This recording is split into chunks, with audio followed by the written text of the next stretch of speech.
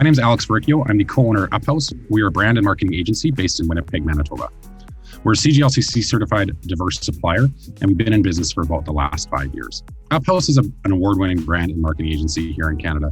We work with a lot of different organizations in diverse industries to help them tell their supplier diversity stories, to help them shape their brands, help them recruit more diverse talent, and really ultimately make sure that their representation is improved within the marketing that they're doing. So before we became Diverse Suppliers in 2018, I didn't realize what supplier diversity even was, and that it existed, and that there was all of these organizations, in North America that were spending millions and billions of dollars really on diverse suppliers and helping to improve, really help improve the representation within their supplier pools. I think that was one of the most fascinating things to learn through this process of becoming, CGLCC certified. But it's also been something that we've really taken to heart as an organization. And we've had the privilege and opportunity to get to work with a lot of different corporate partners on improving their supplier diversity stories.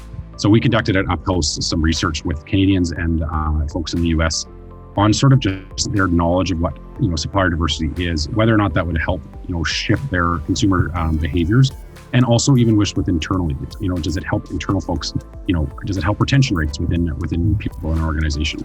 And of course, what we found through that research is that yes, it makes a difference across the board. And I think what's been really exciting is not only learning about and embracing supplier diversity ourselves, but now we've been able to help other organizations shape their supplier diversity stories, tell more of those stories, and in turn, sort of improve the supplier diversity landscape, here in Canada and hopefully in the US.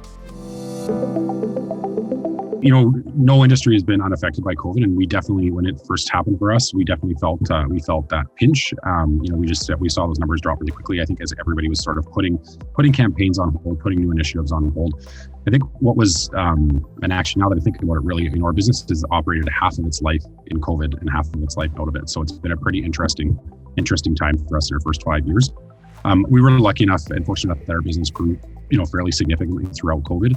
And I think a lot of the reason why that was because we had established a lot of good relationships prior to going into COVID, but a lot of our community actually started to connect with us, and we found that people were making decisions around who they partnered with based on some of the values of the organization. And I think that we found that a number of organizations aligned with us, and we aligned with them, and we really saw amazing support from businesses that were trying to again connect with different audiences, connect with underrepresented groups. So we actually found that our business started to grow in really great ways through COVID. And again, we're really fortunate that was the case.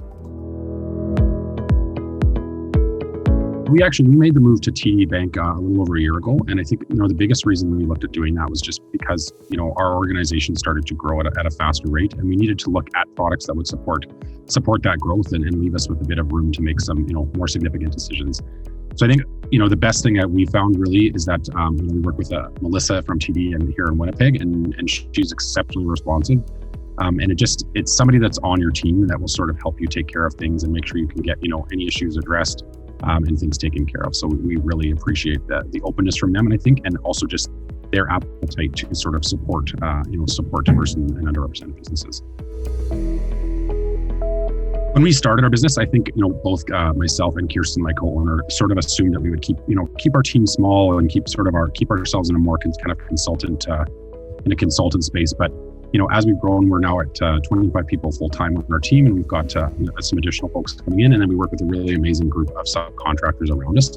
I think one of the biggest learnings we've had around this is if you can create a culture that, brings good people together, where you get to do, good work for good clients, that growth is less intense and it's a little bit less scary, because in the sense, we like to see sort of the size grow. We like to see more folks coming into the fold, seeing more opportunities for them to do the kind of work they want to do, and starting to see that ripple effect go beyond. So I think, some of the biggest learning for us was just being open to sort of, what comes your way as you start the business, and, be ready to receive that and look at different ways to, shift your thinking. And I think another big one too is just recognizing that, a year in a new business goes by quite quickly.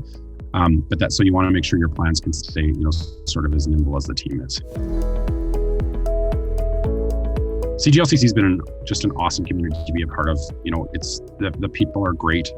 They're supportive.